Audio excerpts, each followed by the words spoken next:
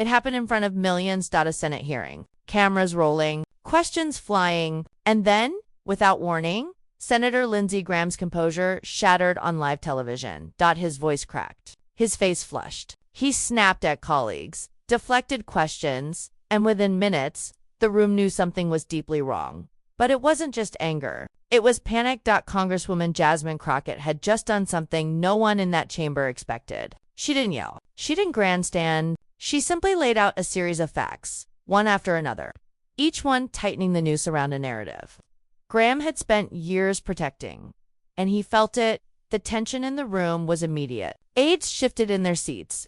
Reporters leaned forward. Graham's usual confidence, his practiced charm, his ability to deflect with a southern drawl and a smile gone. Because Crockett wasn't attacking him personally. She was exposing a system, and he was at the center of it. For months, Graham had positioned himself as a defender of working families, a champion of veterans, a voice of reason in a chaotic political landscape. He'd given speeches, he'd done interviews, he'd built a brand around integrity and service. But Crockett had receipts. She began with a question, a simple one, about defense contracts, about funding, about who benefited when certain bills passed and certain companies received billions in federal money. Graham deflected. He tried to steer the conversation elsewhere, but Crockett didn't let him. She followed up. She named companies. She named donors. She connected dots that had been sitting in public records for years. Dots that no one had bothered to connect on national television. And then she did something even more dangerous. She humanized it. She talked about a veteran in South Carolina who couldn't get health care because the system was underfunded. She talked about a defense contractor in Graham's home state that had received over $300 million in government deals while workers at local VA hospitals went unpaid. She talked about families who believed in the system, who trusted their leaders, who were told help was coming, but it never did. The room shifted. You could feel it, the kind of silence that happens when everyone realizes they're watching something historic unfold in real time. Graham tried to interrupt. Crockett kept going. She pulled out a document, A-list, names, dates, contributions, votes, all of it public, all of it legal. But when laid out together, in sequence, under the lights of a congressional hearing, it told a story Graham never wanted told. He wasn't just a senator making tough decisions. He was a participant in a machine that rewarded loyalty with contracts, donations with influence, and silence with power. And now, that machine was being exposed on live television. Crockett's voice never wavered. She didn't need to raise it. The facts were loud enough. Graham's hands gripped the table. His jaw clenched. He looked to his colleagues for support, but they were silent. They knew what was happening. They knew this wasn't just about him. It was about all of them. Because if Crockett could do this to Lindsey Graham, a senior senator with decades of experience and political protection, she could do it to anyone. And that terrified them. The hearing ended, but the damage was done. Clips went viral within hours. News outlets replayed the exchange. Social media exploded. Graham's office released a statement calling the accusations misleading and politically motivated. But no one was buying it because Crockett hadn't just exposed corruption, she'd exposed the fear behind it. The panic that sets in when someone finally asks the questions everyone else was too afraid to ask. But what came next would expose a truth no one in Washington was prepared for. The fallout was immediate. Within 24 hours, Graham's office was flooded with calls. Reporters camped outside his Washington residence. Congressional allies who had stood by him for years suddenly went silent. Because Crockett hadn't just made an accusation. She'd opened a door that led to something much larger. Investigative journalists began digging. What they found wasn't hidden. It was sitting in plain sight, buried under years of procedural language, committee votes, and donor disclosures that no one had bothered to piece together until now. The defense contracts Crockett mentioned weren't isolated incidents. They were part of a pattern stretching back nearly a decade. Companies based in South Carolina, companies with ties to Graham's campaign donors, companies that received federal contracts worth billions, while smaller competitors were shut out. And the timing was damning.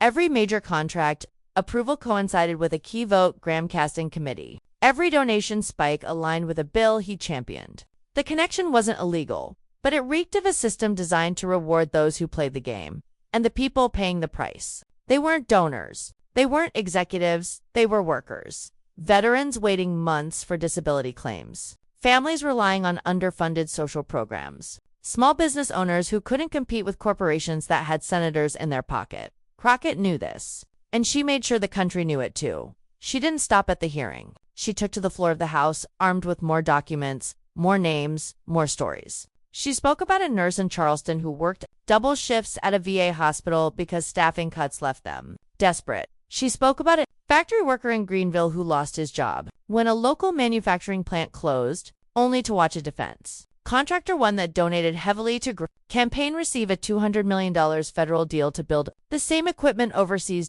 She spoke about a Gold Star mother who couldn't afford her son's funeral because survivor benefits were delayed for 9 months while bureaucratic red tape tied up the system. The room fell silent. These weren't abstract policy failures. These were lives, real people with names, families, and futures that had been sacrificed at the altar of political convenience. And Lindsey Graham's name was on the legislation that allowed it to happen. His defenders tried to fight back. They called Crockett's approach political theater. They accused her of cherry-picking data. They said she was using veterans as props for partisan attacks. But the numbers didn't lie. Public records showed that Graham had voted against increased VA funding 3 times in the past 5 years. He'd opposed bills to close loopholes in defense contract bidding. He'd spoken publicly about fiscal responsibility, while privately attending fundraisers hosted by the very companies benefiting from the contracts he approved. And when confronted, he deflected. Every time, this is about national security, he'd say, we need strong partners to protect this country. But Crockett wasn't buying it, and neither was the public. Social media exploded with side-by-side comparisons. Videos of Graham's speeches about supporting troops next to footage of him voting against their health care. Screenshots of donor lists next to contract awards. Testimonies from veterans who'd been abandoned by the system he helped build. The narrative shifted fast. This wasn't just about one senator's hypocrisy. It was about a broken system that rewarded wealth and influence while punishing those who served. And Jasmine Crockett had become the voice of everyone who'd been silenced by it. Graham's poll numbers started to drop. Town halls in South Carolina turned hostile. Voters who had supported him for decades began asking questions.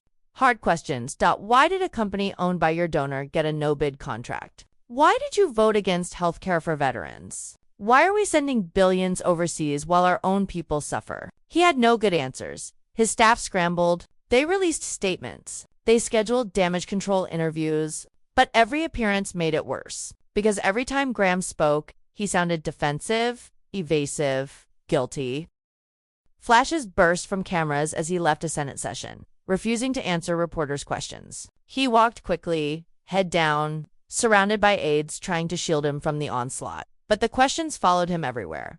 Back in Washington, Crockett continued her investigation. She wasn't alone anymore. Other members of Congress, emboldened by her courage, began asking their own questions. Committees launched inquiries. Watchdog groups filed Freedom of Information requests. The machine that had protected Graham for so long was starting to crack, and the cracks revealed something even more disturbing. It wasn't just defense contracts. It was healthcare deals, infrastructure projects, energy subsidies, a web of financial relationships connecting senators, lobbyists, and corporations in a system designed to enrich the few at the expense of the many. Graham was just one piece of it, but he was a visible piece, a powerful piece, and Crockett had made him the example, because if he could fall, so could the rest.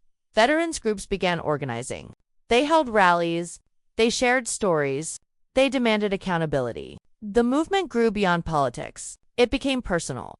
One veteran, a Marine who'd served 3 tours in Iraq, spoke at a press conference outside Graham's Charleston office. His voice shook with emotion. I gave 6 years of my life to this country, he said. I came home with injuries I'll carry forever. And when I needed help, the system failed me. But the companies that got rich off this war, they're doing just fine. He looked directly at the camera. Senator Graham says he supports us, but his votes say otherwise.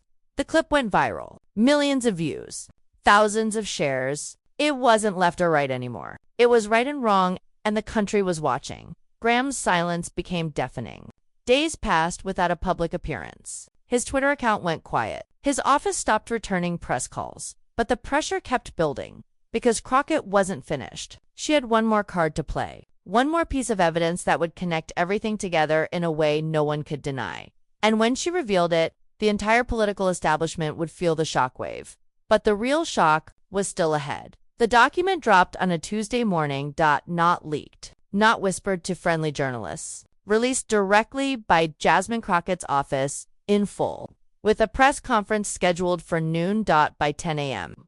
Every newsroom in America had a copy. It was 47 pages long, meticulously sourced, every claim backed by public records, financial disclosures, and congressional voting records. It wasn't speculation, it wasn't partisan spin. It was a timeline that showed exactly how money moved from defense contractors to political campaigns, how those campaigns influenced committee assignments, how those committees approved contracts, and how those contracts enriched the very donors who funded the campaigns in the first place. A perfect circle, a self-sustaining machine. And Lindsey Graham wasn't just part of it, he was one of its architects. The press conference began exactly at noon. Crockett stood at the podium, flanked by veterans, healthcare workers, and families who had been directly harmed by the system she was about to expose. She didn't start with Graham. She started with the people behind me are Americans who were promised protection. She said they were promised care. They were promised that when they served this country would serve them back. Her voice was steady, strong. But that promise was broken. Not by accident, not by bureaucratic failure, but by design. She paused. The room was silent except for the clicking of camera shutters. The system I'm about to describe to you isn't theoretical. It's real, it's documented, and it's been operating in plain sight for over a decade. She pulled out the first chart, a network diagram showing connections between Graham's campaign donors and defense contractors who received federal funding. The lines were undeniable. This company, she pointed, donated $250,000 to Senator Graham's campaign in 2018. 6 months later, they received a $400 million contract. No competitive bidding, no oversight. She moved to the next slide. This company donated $180,000 in 2020.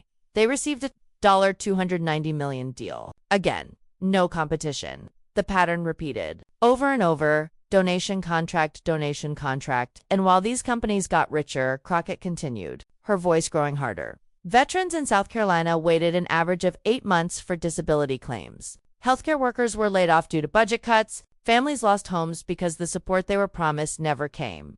She looked directly into the cameras. This isn't politics. This is betrayal. The impact was instant. Major news networks cut to the press conference live. Cable news ran the charts on loop. Social media exploded with outrage. But Crockett wasn't done. She revealed something even more damaging. Something that had been buried in committee transcripts that almost no one read. In 2019, a bipartisan bill had been proposed to increase oversight on defense contracts and close loopholes that allowed no-bid deals. The bill had support from veterans groups, government watchdogs, and even some Republicans. It should have passed, but it died in committee, quietly, without explanation. Crockett held up the committee roster from that year. Lindsey Graham was the chairman.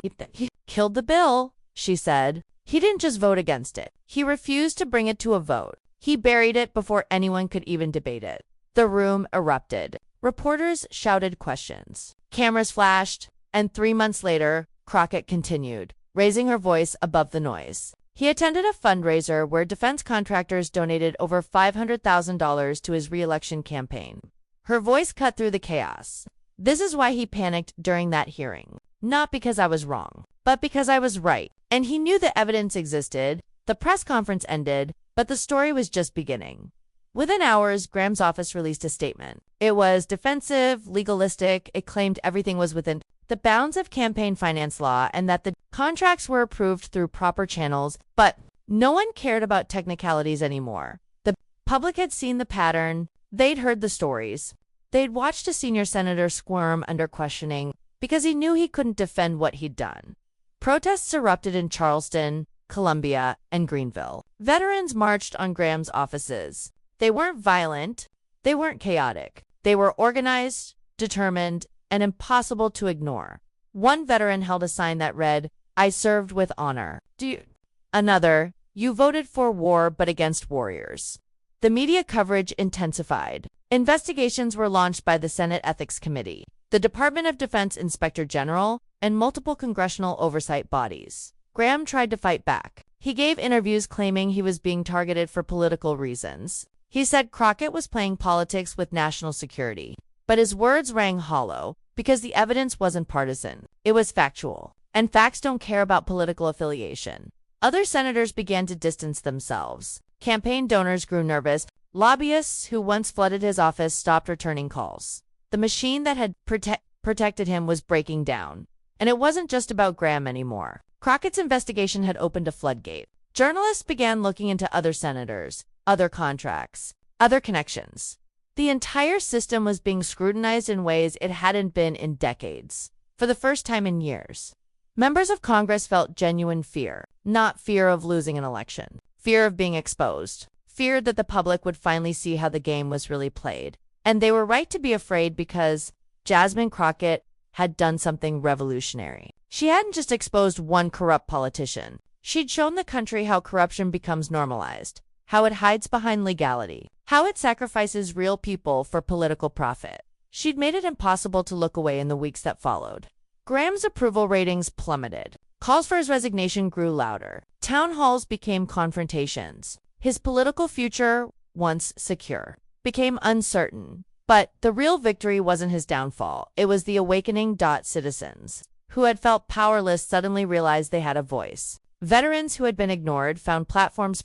Workers who had been exploited found allies. The system had been exposed, and exposure was the first step toward change. Crockett didn't celebrate. She didn't gloat. She kept working because she knew this was bigger than one senator, one hearing, one viral moment. This was about restoring integrity to a system that had forgotten who it was supposed to serve. In her closing statement to the House, weeks after the initial hearing, she spoke with the same calm intensity that had captivated millions.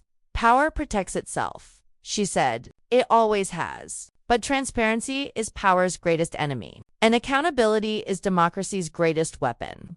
She looked around the chamber. We were elected to serve the people, not corporations, not donors, not political machines. The people. Her final words were simple, direct, unforgettable. If we can't do that with integrity, then we have no business being here. The chamber was silent. Even her opponents couldn't argue with that. Outside, the sun was setting over Washington. Inside, something had shifted. The old rules, the old protections, the old certainties, they didn't feel so certain anymore. Lindsey Graham's panic on live television wasn't just a moment of personal embarrassment. It was the sound of a system cracking under the weight of its own corruption. And Jasmine Crockett had made sure the whole country heard it. In the end, the truth didn't just change the story, it changed the country watching it unfold. Please subscribe my channel for more videos.